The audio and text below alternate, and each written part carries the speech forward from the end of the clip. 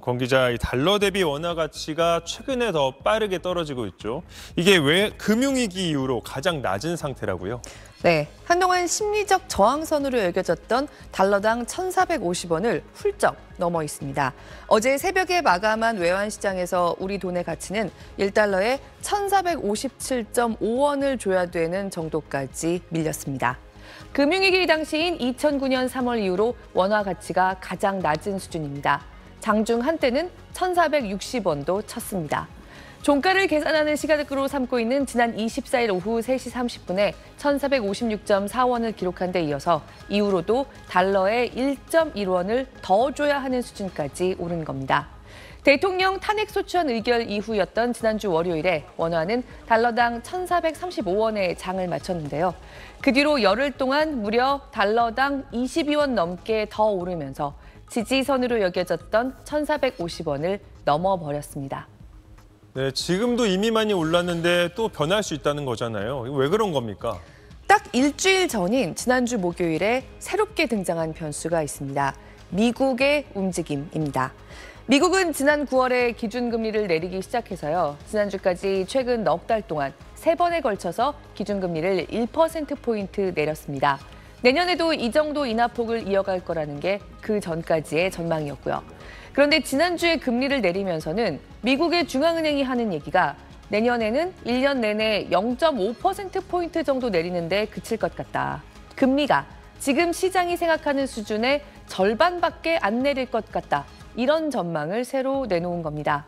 이 소식이 들려오면서 원화 가치가 떨어지는데 다시 속도가 붙기 시작했습니다. 미국 돈 달러에 붙는 돈값이 얼마 전까지의 예상보다 훨씬 더 느리게 떨어지게 될 것 같다고 하니까 당장 미국의 시장금리, 국채금리가 치솟고 있고요. 세상의 돈들이 달러로 몰리면서 주요국 통화 대비해서 달러의 가치를 보여주는 달러 지수도 급격한 오름세가 나타났습니다.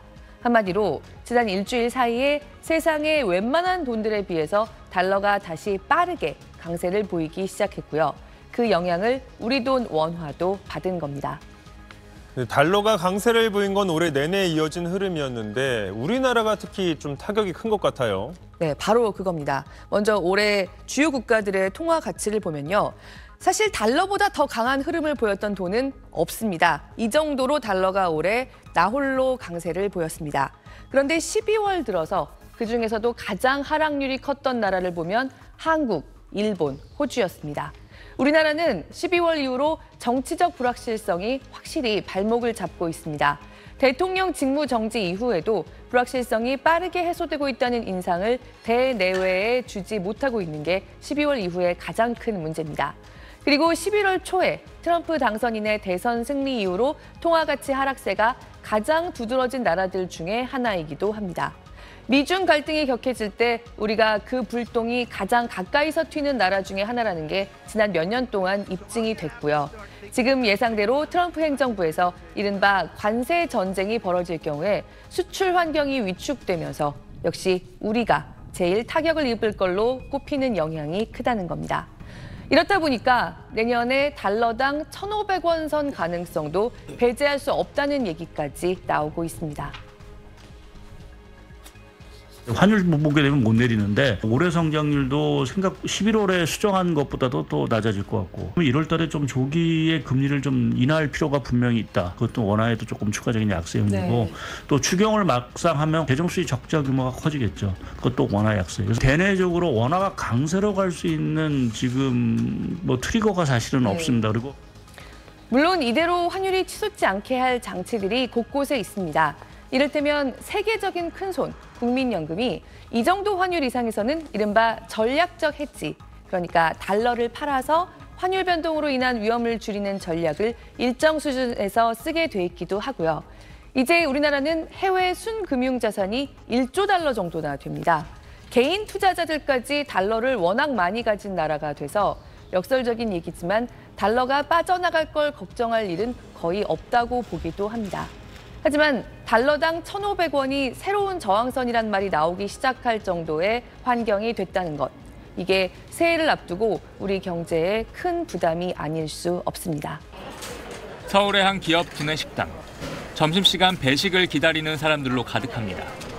식사값은 4,000원이 채 되지 않습니다. 저 나가서 먹는 것보다 훨씬 더 저렴한 상태니까요. 최대한 구내 식당을 이용하려고 하는 편입니다. 반면 인근 먹자골목의 식당엔 테이블 대부분이 비어 있습니다.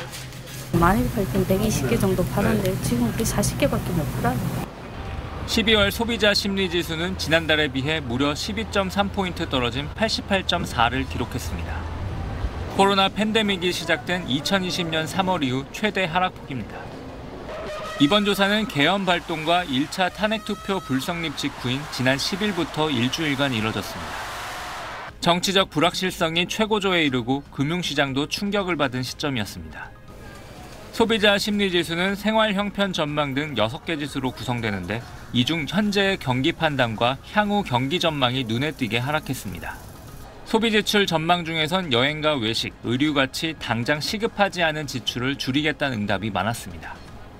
실제 최근 원달러 환율이 급등하면서 여행 계획을 보류하는 사람들이 적지 않습니다.